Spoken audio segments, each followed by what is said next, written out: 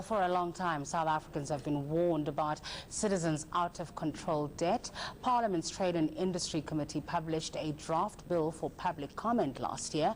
The bill recommended giving the National Consumer Tribunal the power to extinguish debt in certain circumstances.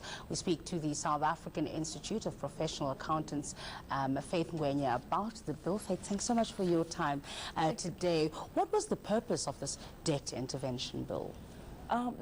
The intervention bill is actually aimed at assisting those over-indebted debtors to get relief. And this is over and above what we have got already in the National Credit Regulation, where obviously you can go for debt counseling. Yeah.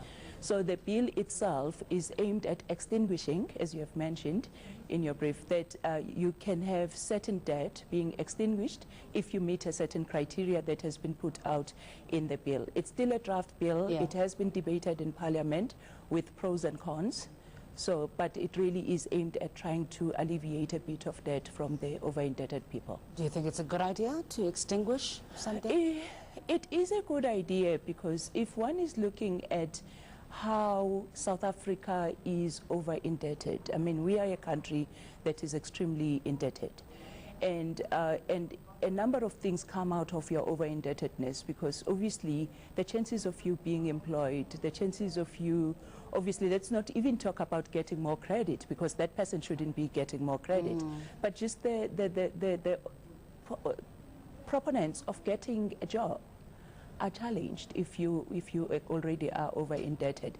So in that way, it will actually assist those, because what the bill is proposing is that the debt that you have will be obviously cancelled for a certain period of time. If you were already listed on the credit bureau, you will obviously, it gives the credit bureau a certain period, 7 days, which obviously is also something that the deadlines are too over-optimistic. Okay. But it gives them 7 days to remove you so that you can obviously carry on with your life. So that really is the gist of the bill. Well, we know some credit providers not happy with this, saying that, you know, if you cancel that out, then we don't know who we're dealing with. We don't know, we no longer are able to go and look and see what someone's payment history was like. How do we marry that with the intentions of the bill? The history will still be there.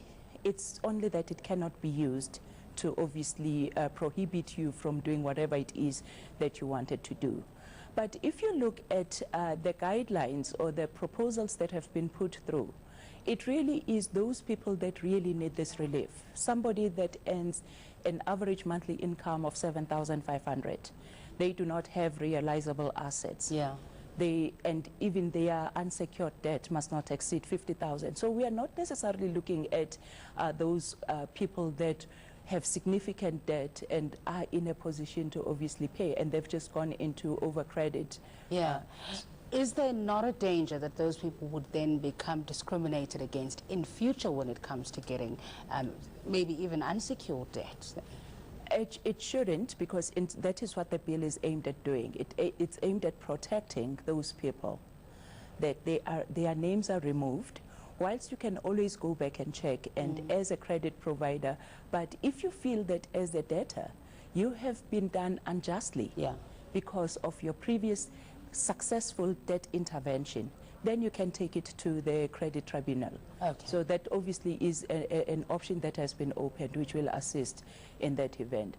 But the one area that we were not quite comfortable with is that a debt counselor or another credit provider can, when they are reviewing the profile of a debtor, realize that there is debt that was considered reckless. Yeah. And then they can obviously cancel that. And we feel that that is opening a loophole that a credit provider can actually now be competing unfairly against each other and say it was reckless lending, and as a result the debt must be cancelled and all of that. So are there no criteria for how and why that would happen? The bill is silent as far as that is concerned. We have raised it, that they need to consider that, and also with the credit bureaus as well, because it does put them at a disadvantage. We'll leave it if that's not addressed. We'll leave it there. Thanks for your time today. Faith Ngwenya is from the South African Institute of Professional Accountants. After the break.